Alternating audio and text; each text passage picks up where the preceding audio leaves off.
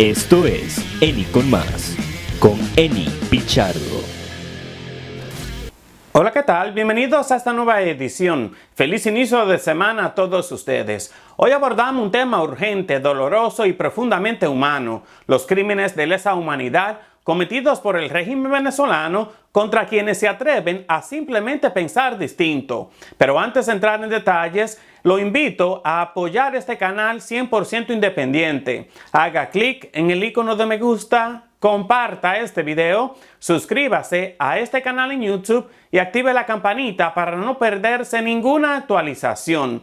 Un nuevo informe del Instituto Khasla, presentado ante la Organización de Estados Americanos, OEA, revela con contundencia que lo que ocurre en Venezuela no es solo una crisis política, es una maquinaria de represión sistemática diseñada para sostener a Nicolás Maduro en el poder. El documento, titulado Venezuela bajo asedio, represión estatal y crimen organizado transnacional, recopila testimonios, evidencia y patrones de persecución contra opositores, militares disidentes, activistas, periodistas y ciudadanos comunes. Las tácticas documentadas incluyen persecución, espionaje, desapariciones forzadas, torturas y detenciones arbitrarias. El informe también denuncia el involucramiento del Estado venezolano en redes de narcotráfico, contrabando de oro, lavado de dinero y vínculos con bandas criminales como el Tren de Aragua, que operan dentro y fuera del país. Además, mencionan persecuciones que se han extendido a ciudadanos extranjeros, a quienes Maduro señala como mercenarios. Más de 2.400 personas fueron detenidas en un lapso de 9 días tras las elecciones de julio de 2024 y se desconoce la identidad de cientos de ellos, ya que el gobierno no ha dado a conocer ninguna lista oficial sobre quiénes son y dónde están.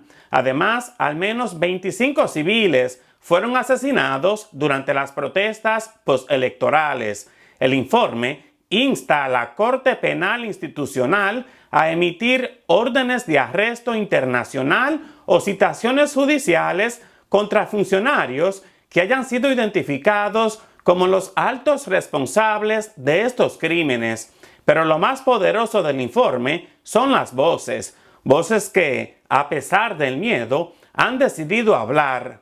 Hoy compartimos la voz de Carlos Dubront, quien vivió el infierno en carne propia. En 2013 fue detenido sin justificación por 7 militares mientras protestaba. Sufrió abusos físicos y psicológicos en manos del régimen chavista. Uno de sus captores, Rafael Quero Silva, fue arrestado en Estados Unidos, donde pedía asilo y trabajaba en telenovelas en una gran cadena televisiva. Su testimonio no solo es valiente, es urgente. Escuchemos.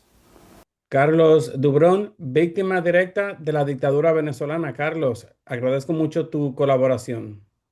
Hola, buenas tardes, ¿cómo estás? Un placer para mí. Igualmente, Carlos, ¿en qué circunstancias fuiste detenido y cuál fue el motivo alegado por las autoridades? Bueno, fíjate, tenemos que recordar o hacer contexto en el año 2013, luego de las elecciones presidenciales entre Nicolás Maduro y Enrique Capriles Radosky. Las personas o todos los venezolanos desconocimos los resultados en ese momento y salimos a las calles a protestar. En mi ciudad, específicamente en la ciudad de Barquisimeto, se desarrollaron múltiples protestas los días posteriores a la elección, el día lunes, el día martes, siendo el día martes uno de los días más intensos, y ya luego de finalizar la jornada de protesta, luego de haber entregado unos documentos donde exigíamos como ciudadanos el recuento de los votos, aproximadamente unos 7 guardias nacionales, sin intermediar palabras. Ya estaba yo camino a buscar mi moto para poderme retirar de la protesta. Sin intermediar palabras, me agarraron a golpes y me llevaron a una especie de calabozo improvisado. Bueno, en su momento fui detenido, fui despojado de todas mis pertenencias, dinero, mi identidad, todo. Y bueno, nada, o sea, luego de esto pasamos varios días detenidos y finalmente fuimos procesados. Dentro de los delitos están resistencia a la autoridad, daño a la propiedad pública y bueno, incluso otros delitos ahí que ni siquiera vale la pena mencionar porque no tienen nada que ver con, digamos, la personalidad de una persona, que valga la redundancia, que es 100% pacífica. Carlos, y todo esto ocurrió a pesar de que, según tengo entendido, tu padre fue un destacado comandante militar, ¿no? Correcto. Durante la detención, evidentemente no se percataron de quién era yo la persona mientras me estaban deteniendo. Una vez nos identifican y ya somos ubicados por las autoridades venezolanas, se dan cuenta de mi apellido. Mi apellido quizás en Venezuela no es muy común, mi apellido es Dubrón. Y inmediatamente me pregunta qué soy yo de General Dubrón. Mi papá tuvo una larga carrera militar en Venezuela, muere en extrañas circunstancias en el año 2004, estando de servicio. Y bueno, respondo, soy el hijo. Y bueno, a partir de ahí, digamos, empezó la pesadilla. ¿Por qué empieza la pesadilla? Porque estaba esa coyuntura de demostrar, tenemos que recordar que esto estaba sucediendo a unos 300 kilómetros aproximadamente de Caracas, y en nuestros países todo está muy centralizado. Todo lo que sucede en Caracas es lo más importante. Barquisimeto, que es la ciudad donde yo residía, estaba protestando muchísimo. Y la manera de poder demostrar lealtad a Caracas, en este caso por este criminal, este que comandaba el destacamento 47 de la ciudad de Barquisimeto, era de esa manera. Decir, bueno, mira, a pesar de que tengo acá personas o hijos de militares de alto perfil, aún así soy más leal al régimen y no solamente los voy a detener arbitrariamente, los voy a torturar mientras estén detenidos para que aprendan la lección de lo que significa salir a protestar en contra de la dictadura de Nicolás Maduro. ¿Y cuáles fueron las prácticas más crueles a las que fuiste sometido? Bueno, mira, varias, no solamente yo, sino todas las personas que fuimos detenidas en ese momento y que actualmente siguen estando detenidos. Recordemos que mientras tú y yo estamos aquí hablando, en Venezuela existe el centro de tortura, dicen que más grande de Latinoamérica. Yo me atrevo a decir que es el centro de tortura más grande del mundo, a los ojos de cualquier persona, que es el helicoide en este momento. Mientras estuve detenido, bueno, fui objeto de golpizas, digamos, rutinarias, que son parte de la rutina de una persona, o el mínimo lo que recibe una persona que es detenida, que está en contra de la dictadura de Nicolás Maduro. Estando detenido, fue humillado, me arrodillaron en medio de un patio para mostrarle a los demás detenidos de que, mira, tenemos aquí el hijo de un general y aún así no nos tembla el pulso. Me arrodillaron, me pusieron en una posición como de Cristo mientras me daban golpes. Me pedían que abriera los brazos mientras me daban golpes. Yo intentaba pararme a responder, pero bueno, estamos hablando que ya tenía 24, casi que 48 horas, entre 24 y 48 horas de detenido, y evidentemente había demasiada debilidad, quizás un poco de falta de coherencia, falta de sueño, todo eso. Estando detenido, fue decomisado algo que llaman taser, que es un dispositivo eléctrico o que dispara electricidad, y al estar decomisado por uno de los guardias nacionales, lo probaron con nosotros. Yo tuve un par de descargas, varias de ellas en mi barriga. Y también durante la detención, este comandante, en ese momento comandante, coronel para los últimos años de su carrera, me asignó especialmente una persona experta en tortura, un capitán para ese momento de apellido Rojas Ayala, el cual se encargó de torturarme durante toda mi estancia en ese destacamento. Llama la atención de que capitán Rojas, luego de que termina todo esto, empezamos a hacer las averiguaciones y resulta que es un capitán de un grupo de acciones especiales de Venezuela, que se llama un grupo de acción de comando, experto en tortura. Entonces, tenía, digamos, las tácticas exactas de cómo golpearte para no dejar rastro. Entre esos, golpes en la parte de atrás, golpes en la boca del estómago, golpes en los lados laterales del abdomen. Y bueno, y para de contar otras cosas que sería una entrevista muy larga si lo detallamos todo. ¿Recibiste amenazas contra tu familia o fuiste presionado para declarar algo en contra de tu voluntad? Sí, sí, siempre. Tenemos que recordar que es una conducta sistemática desde el momento en que a un opositor en Venezuela lo detienen hasta que lo liberan. ¿Ok? Ellos mantienen una política de terror para que luego de tu detención ya tú no seas un obstáculo para ellos. Muchos son desterrados, muchos son puestos en el exilio, muchos los obligan a irse del país, como es mi caso. Claro que sí, incluso hasta el último momento de que estuve en Venezuela, estuve bajo un régimen de presentación por los tribunales, las cortes de Venezuela, donde me obligaban inicialmente a ir cada 15 días a una corte a presentarme con delincuentes comunes. Luego nuestros abogados hicieron como una petición, una moción para que nos la extendieran por la naturaleza de nuestras vidas, nuestros trabajos, nuestras carreras, nuestros estudios, y fue ampliada cada 30 días. Pero hasta el último momento tuve cada 30 días e incluso tuve una prohibición de salida del país, tuve prohibición de declarar a los medios públicos, mi familia constantemente era asediada, mis hermanos, mi madre, y hasta no hace nada, hasta agosto del año pasado, mi madre que vivía en Venezuela, bueno, murió enferma, tenía una enfermedad, sufre un ACV y bueno, nos costó mucho con el tema público que sea atendida por el simple hecho de ser madre de una persona que es perseguida por el régimen de Nicolás Maduro. ¿Y sentiste que las agresiones que sufriste, pues, fueron parte de una política de Estado organizada, como señala el informe del Instituto Casla? No tengo la menor duda, no tengo la menor duda de que eso es así y es producto precisamente de eso, del terrorismo de Estado que tiene la dictadura en contra de las personas que nos oponemos a ella. Es una conducta normal y lo podemos ver ahorita en la reciente liberación del equipo de campaña María Corina, que estando presos en una embajada, pudieron salir y aún así todavía le siguen haciendo un terrorismo de Estado, difamándolo, colocando la información que no es cierta respecto a ellos y a todo su entorno.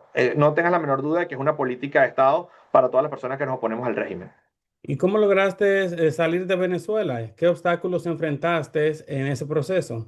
Bueno, mira, varios. Yo caigo preso en abril del 2013 y finalmente logro salir de Venezuela en febrero, perdón, del 2016. Tuve que pedir un permiso a la corte donde estaba mi caso, específicamente un permiso médico, que tenía que hacerme un tratamiento, que en ese momento Venezuela estaba empezando con el tema de la escasez de los medicamentos. Me lo otorgan, pero no me lo otorgaron para Estados Unidos, sino para Argentina. Incluso estando en Argentina, tuve que retirar mi pasaporte en la Embajada de Venezuela en Argentina para poder disponer de mi pasaporte para las actividades que hace un extranjero, en este caso un venezolano fuera de Venezuela, que en este caso en Argentina como tal. Una vez me lo entregan, ahí donde digo, bueno, hice mi operación salida. Ahí sí logré salir del país, logré que me enviaran mi visa americana y de Argentina poder venir a los Estados Unidos finalmente, en marzo del 2016. ¿Y temes por tu seguridad hoy en día, incluso estando fuera del país, considerando la vigilancia y redes de informantes que tiene el régimen chavista? Sí, cada vez vemos el alcance que tienen las células del chavismo en todo el mundo. El mejor ejemplo es lo que sufrió el teniente Ojeda en Chile, un teniente que se opuso al régimen por varios años, fue detenido por el régimen, logró escapar del régimen y estando en Chile fue alcanzado por estas células. Es cierto también de que células del chavismo se encuentran acá en los Estados Unidos. No te puedo decir que diariamente, pero sí una que otra vez he recibido una que otra amenaza de manera directa o indirecta aquí en los Estados Unidos de personas que viven aquí en Estados Unidos que tienen contactos con Venezuela diciéndome, mira, deja de declarar, no digas esto, no pongas esto, baja un poco el tono, no denuncies, en este caso específico de este criminal que me persiguió a mí directamente y que actualmente se encuentra detenido por las autoridades americanas, no lo denuncies, que es parte del cartel de los soles, esos detalles que hacen que, claro, se saben manejar porque, digamos, aquí en Estados Unidos el tema de justicia, si llega, quizás puede ser un poco lento, pero te va a alcanzar. Entonces tienen, digamos, las sutilezas, como todo criminal, de decirnos esas limitaciones de las cosas que pretenden que no digamos o que denunciamos. ¿Y qué sabes o has escuchado sobre las conexiones entre el aparato represor del régimen chavista y grupos criminales como el Tren de Aragua? Bueno, mira, fíjate, eso es una disyuntiva que la debatimos a diario. La debatimos a diario y es por lo siguiente, y la cual tiene una lógica muy fácil de entender. En mi caso específico, fui perseguido, fui torturado, fui preso, gracias a este comandante, coronel Quero Silva, actualmente detenido por ICE en el centro de Crom, donde yo lo acuso de todo lo que me hizo de manera personal en materia de tortura y violación de derechos humanos. Una persona, yo siempre lo digo, es parte del cartel de los solos, no tengo la menor duda, que es un brazo del Tren de Aragua. ¿Por qué? Una persona que recibió órdenes directas de Nicolás Maduro y de Diosdado Cabello, que están pedidos por las autoridades americanas, incluso pagando recompensa de más de 20 millones de dólares por ello, que recibe órdenes, es una matemática simple, es parte de esa estructura criminal.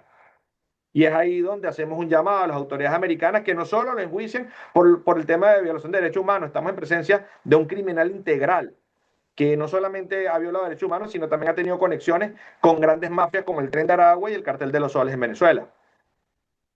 Tú acabas de mencionar a ese comandante, Rafael Quero Silva. Sabemos que, como tú lo mencionaste, fue detenido acá en Estados Unidos. ¿Qué representa para ti como víctima de persecución chavista el arresto de este individuo acá en Estados Unidos? ¿Cuál fue su implicación en tu caso? Bueno, para responderte la pregunta de atrás para adelante, bueno, la implicación es que él comandaba el destacamento donde yo fui detenido y fui torturado. Por órdenes directas de él, tanto yo como centenares de personas fuimos torturados en ese momento, no solamente en el 2013, sino también en el 2014 y parte del 2015. ¿Qué significa para mí? Bueno, mira, significa no solamente para mí, sino para las miles de víctimas que fuimos asediadas por este delincuente, este criminal. Significa esa luz de esperanza de que la justicia tarda pero llega.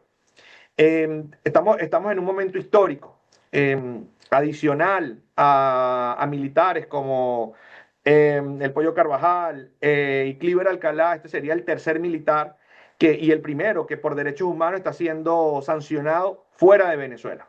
Entonces, digamos, es como te dije, esa luz de esperanza o ese freno, más bien, que, que tenemos que hacer viral para que los militares, antes de cometer delitos de derechos humanos, violaciones de derechos humanos, sepan de que la justicia les puede llegar. Él estaba aquí, él llegó aquí en el año 2017, no solamente tuvo la desfachatez de venir a Estados Unidos, sino tuvo la desfachatez de venirse al sur de la Florida, residir en el bastión donde están la mayor cantidad de venezolanos perseguidos por el régimen. No obstante, llegó acá y quiso pasar desapercibido. Bueno, yo voy a tener una vida normal, voy a vivir en el norte de Miami, no voy a tener ningún problema. Y tuvo la oportunidad, o digamos muy brutamente, de trabajar como un extra de novela, que fue lo que, digamos, lo expuso ante el mundo entero. Y nosotros las víctimas lo identificamos, ya es ahí donde empieza el proceso de investigación. Lo que trato de explicarte con todo esto es para que veas el nivel de desfachatez que tiene esta gente, de descarados que son, o sea, de que no me importa, una persona reconocida, tú colocas en Google, no, esta persona y aparece todo su repertorio criminal y que venga para acá a Estados Unidos a salir de extra novela, ya tú ves el nivel de criminales que pueden ser, de descarados que pueden ser. O sea, ¿piensas que el arresto de figuras clave como el de este sujeto puede ayudar mucho a las víctimas de tortura? Y no solamente, no tengas la menor duda. Y no solamente que de víctimas de tortura, sino también centenares de personas que están aquí en Miami, muchos de ellos ya reconocidos que por temas de lavado de dinero, colaboración con el régimen, se encuentran acá y tienen vidas normales. Muchos de ellos incluso son residentes. Incluso muchos de ellos llegaron a ser ciudadanos americanos Mm. que tienen vínculos con el chavismo, que están siendo denunciados y que, bueno, poco a poco se están haciendo las averiguaciones pertinentes para que estas personas puedan declarar ante las autoridades competentes por dónde vienen sus fondos, qué están haciendo aquí en los Estados Unidos y todo eso. Lo que sí tenemos que unirnos como comunidad y denunciarlos porque son personas que se han aprovechado del sistema. Son personas que entraron acá y muchas de ellas se han hecho pasar por víctimas de la dictadura y resulta que son los mayores colaboradores de la dictadura. Son personas que están aquí en Estados Unidos, conocen el sistema, tienen permiso de trabajo, tienen Social Security y muchos de ellos incluso tienen hasta residencia y ciudadanías. Y en el caso de Quero Silva, en caso de que sea deportado a Venezuela, ¿crees que sería recibido con aplausos por el grupo madurista? ¿Qué implicaciones podría esto tener para las víctimas y para la justicia? Mire, no conozco, o sea, sí conozco el sistema chavista, pero me rehúso a pensar como ellos. Me rehúso a pensar como ellos, es por eso que quizás no pueda responder esta pregunta como la quisieras que la respondiera, pero bueno, ya quedará de parte de ellos. Lo que sí sabemos es que tiene acá desde el 2007 y que una de las razones por la cual no se fue en su momento fue porque de una u otra forma tuvo que colaborar con el gobierno americano para él poder tener lo que tuvo aquí. Entonces no tengan la menor duda que en toda su estancia aquí, de casi unos 8 años, esta persona ha entregado información de sus superiores en Venezuela. generales, ministros, Diosdado Cabello, presidente, superiores militares, instancias militares y todo eso. Si es recibido allá, o sea, yo creo que por menos en Venezuela los han recibido peores y están pagando cárceles. Entonces imagínate una persona que tiene aquí ya 8 años en Estados Unidos, ¿cómo lo irán a recibir? Ojalá que no, porque es un delincuente más. Y en Pero caso entre delincuentes ellos se saben llevar. Y en caso de que regrese a Venezuela, ¿qué peligros se enfrentan las personas que han denunciado abusos por parte de este tipo de funcionarios del régimen? Mira, bastante. Y no solamente las que están en Venezuela, también muchas de las que ya estamos aquí, digamos, fuera de Venezuela y creemos estar a salvo. ¿Entiendes? Recordemos que es una persona, como te lo dije anteriormente, un criminal integral, con múltiples delitos, con múltiples intenciones de delinquir. Por lo tanto, no le costaría, lo acabamos de hablar, conocen el sistema, tienen 8 años aquí, saben cómo manejarse dentro de Estados Unidos, de que tengan quizás, puedan otra vez activar esa red de chavistas que están fuera de Venezuela, persiguiendo a personas que los criticamos a ellos o que los denunciamos a ellos. Y bueno, y en el caso particular de él, más aún porque, digamos, tomar esa represalia de que finalmente fue procesado gracias a todas las denuncias que hicieron sus víctimas aquí en Estados Unidos. ¿Y en qué etapa, digamos, está su proceso judicial? ¿Podrías darnos algún detalle? Sí, ahorita finalmente va a tener su audiencia individual ante inmigración. Él está detenido ahorita en un centro de detención de ICE, específicamente en Chrome, aquí en el sur de la Florida. El día 12 de junio tendrá esa audiencia. Varias personas, incluyendo a mí, van a servir de testigo ante esta audiencia. Y bueno, nada, esperando por la justicia, confiando sumamente en la justicia americana y en Dios de que se va a hacer justicia en el tema de poder quitarle esa careta de víctima que han querido poner sus abogados y las personas que lo están defendiendo a él y finalmente demostrar a las autoridades americanas que están en presencia de un criminal integral. Y en caso de que sea condenado, ¿te gustaría que cumpla su condena acá en Estados Unidos? Claro. No tengas la menor duda que es así. Creo que es Estados Unidos el lugar ideal, no solamente para este tipo de delincuentes, sino para otros delincuentes, muchos de ellos lamentándolo mucho, haciendo vida aquí en los Estados Unidos y pasando la información al gobierno venezolano, no solamente de instancias americanas, sino también del exilio venezolano en Estados Unidos. ¿Y qué mensaje le enviarías hoy al sistema judicial estadounidense y a las autoridades migratorias sobre la importancia de investigar todo tipo de antecedentes criminales de los solicitantes de asilo? Sí, bueno, mira, principalmente el mensaje me gustaría dirigirlo a todos los venezolanos y el mensaje es denunciar con responsabilidad, denunciar con base a todas estas personas que están delinquiendo a favor del rey. Tenemos que recordar que el tiempo es el mayor enemigo de la justicia. Cuando tú hablas de este caso que pasó en el 2013, estamos hablando de más de 12 años, muchas personas creyeron, o el mismo que Silva creyó que, bueno, el tiempo pasó, no me va a pasar nada y mira lo que está sucediendo. Y es por eso que las denuncias siempre es bueno y actualizar esas denuncias. A las autoridades americanas es sencillamente que volteen y vean a qué personas tenemos aquí adentro y el alto grado de peligrosidad de estas personas. Saber que una vez dentro de los Estados Unidos tenemos que entender que es un país de justicia, por lo tanto, digamos, hay que cumplir los canales regulares y tener esa paciencia para poder llegar a estos puntos. Por lo tanto, es investigar de manera responsable, de manera correcta a todos estos criminales que se encuentran hoy aquí lamentándolo mucho en los Estados Unidos. ¿Y qué mensajes finalmente le darías a la Corte Penal Internacional y a la comunidad internacional que investiga los crímenes que comete la dictadura venezolana?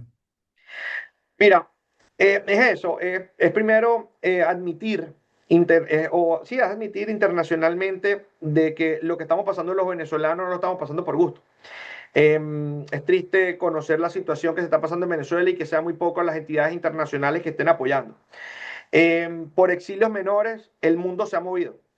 El de los sirios, el de distintas nacionalidades se ha hecho. Estamos hablando dicen 8 millones, 9 millones, yo me atrevo a decir que estamos por encima de más de 10 millones de desplazados venezolanos que nos encontramos regados a nivel mundial. Y créeme que no es por placer ni nada, sino por las circunstancias que estamos viviendo de terrorismo que estamos viviendo en nuestro país. Por lo tanto, es esa consideración, esa empatía que tiene que tener no solamente la Corte Internacional Penal, sino también todas las entidades internacionales.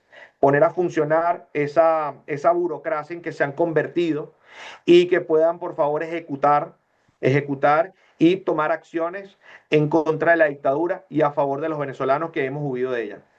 ¿Crees que hay forma de salir de Nicolás Maduro? Sí, no tengas la menor duda. Claro que sí, pero tampoco tengo la duda de que el mal solamente se puede combatir con el bien. Lo dijo Maracorina, esto es una batalla entre el bien y el mal y nos tenemos que mantener en el lado del bien, tener esa paciencia, tener esa gallardía, tener sobre todo esa empatía con las personas que están sufriendo ahorita en Venezuela para poder lograr salir de ellos. Y bueno, y unidos, tener esa unión verdadera, esa unión útil de personas capacitadas para poder tener esa estructura que logre salir de la dictadura más temprano que tarde, perdón. Definitivamente amanecerá y veremos. Nosotros estaremos pendientes de todo lo que suceda. Carlos Dubrón, agradezco mucho tu tiempo y tu colaboración. Gracias a ti, un placer para mí haber compartido en tu programa. Igualmente. Y ante esta situación, el secretario general de la Organización de Estados Americanos, Luis Almagro, acusó al presidente venezolano Nicolás Maduro de estar en el nivel más alto de la cadena de mando de la Comisión de Crímenes de Lesa Humanidad. Almagro instó a la Corte Penal Internacional a que ordene la detención del mandatario. Ante todo esto, la pregunta es, ¿realmente ocurrirá? En cuanto al caso de Rafael Quero-Silva, su próxima audiencia judicial se llevará a cabo este jueves a las 7 de la mañana. Y como de costumbre, nosotros en ENI con Más estaremos pendientes de todo lo que suceda para traerles toda la información. Así termino esta nueva edición. No olvide hacer clic en el icono de me gusta, compartir este video, suscribirse a este canal en YouTube y activar la campanita. Nos vemos en la próxima edición de ENI con Más. Un breve informativo, siempre con la verdad.